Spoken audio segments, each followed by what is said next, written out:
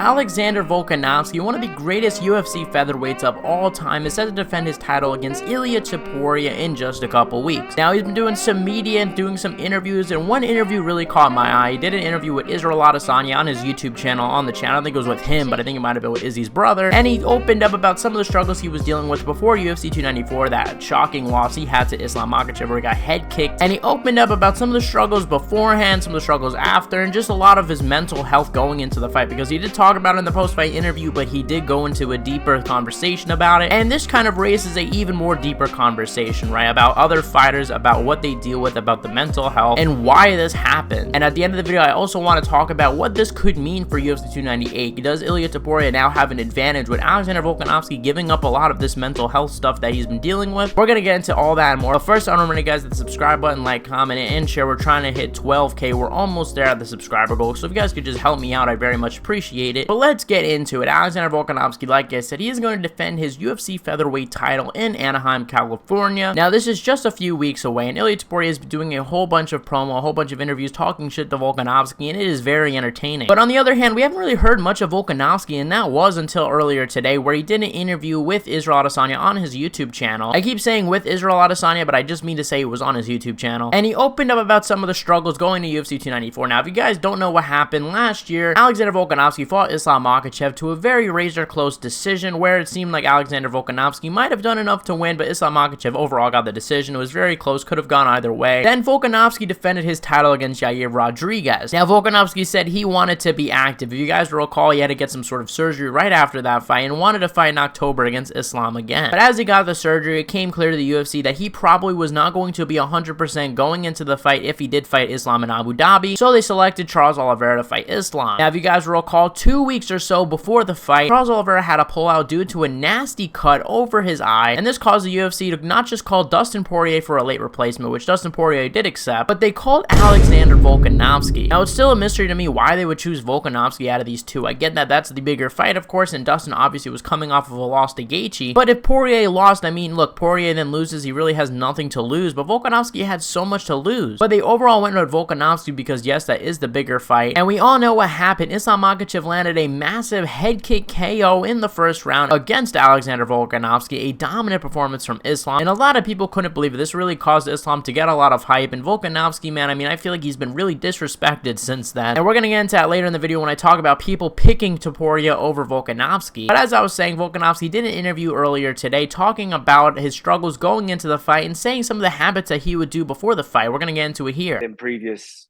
months leading into that, and to be honest, it made it a little bit easier because it snapped me out of it.